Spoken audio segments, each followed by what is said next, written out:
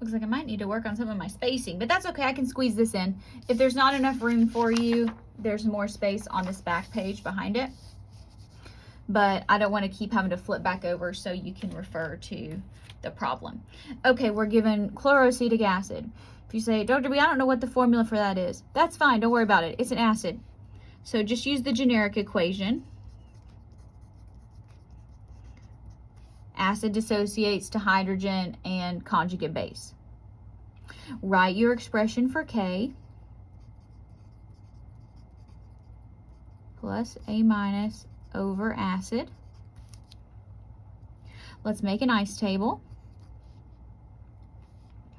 We are given 0.0250,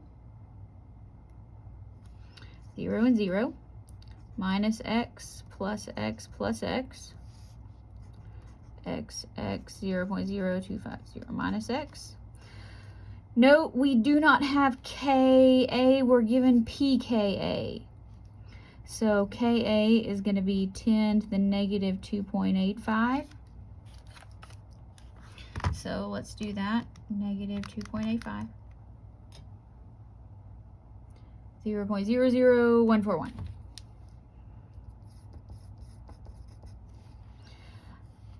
All right, so 0.00141 equals x squared 250 minus x. I don't think we're going to be able to use x as small, but let's double check here. 0.0250 divided by, so that's our molarity over K. That is not greater than 100. So x is not small. So m over K is not greater than 100. So we got to make a quadratic out of this.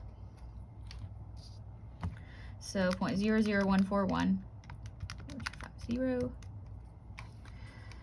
3.525 times 10 to the negative 5 minus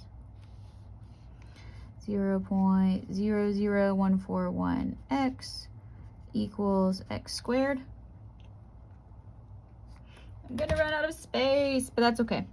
So 0 equals x squared plus 0.00141 x minus 3.525 to the negative 5. Okay, so let's run our quadratic formula program. Don't worry, I always give the quadratic formula anyway. Negative 3.525 10 to the minus 5. Okay. Discard the negative solution there. So x equals, oh goodness, x is going to equal 0.00527. That is the same. Okay, we want to know the pH. So here we're looking for H plus. So that equals H plus. So pH is going to be the negative log 0.00527. So let's take negative log 0.00527. 2.28.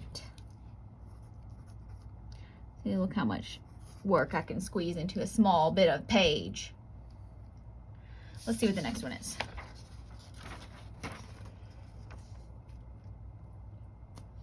Oh, this is a good one. So we'll talk about some ionization and fractions here. You're not going to see this very often, but we'll do it anyway. Acetic acid, we'll deal with this a whole lot in chapter 17. We're given a Ka value. We want to know what fraction, so that means we're going to be doing a percent ionization. In 1 molar and 0.1 molar. All right. So acetic acid, write your equation. Going to dissociate.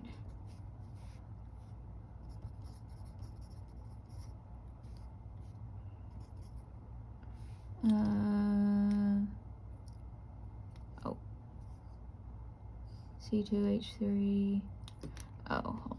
O2 minus. There we go. Wrote it wrong. All right. So K is going to equal H plus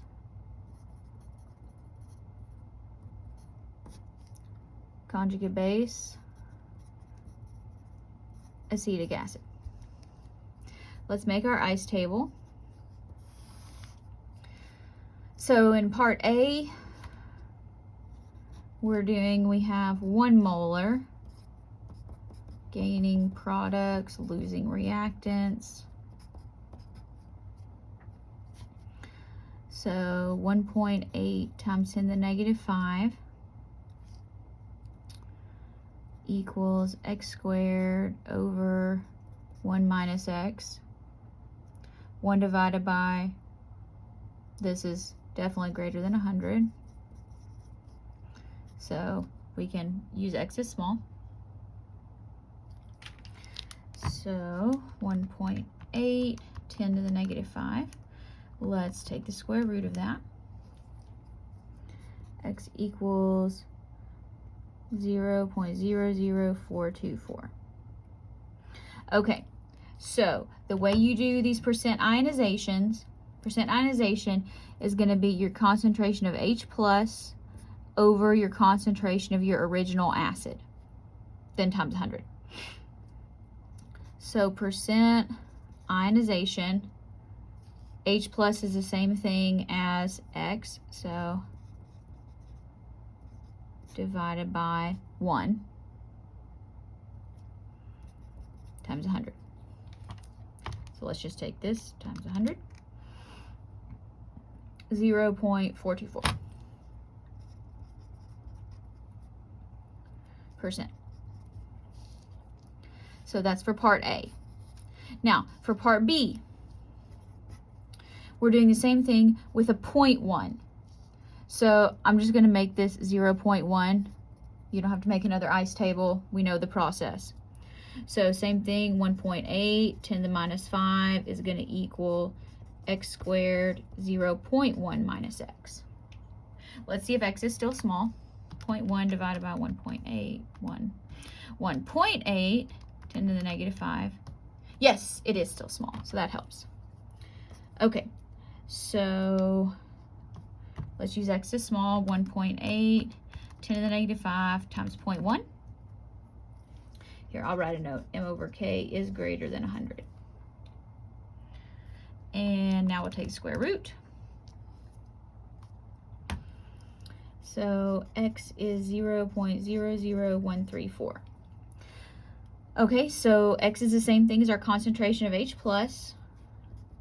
So percent ionization, 0.00134 divided by our initial concentration of our acid. This time is 0.1 times 100. So let's divide by 0.1 and times 100. So 1.34%. All right, so one of the things that's interesting about percent ionization is the less concentrated the acid, the higher your percent dissociation. So this has more hydrogen ions, but less actually dissociates. It's kind of a Le Chatelier's principle thing. But yeah, lower concentrations, even of the same acid, have a higher dissociation constant.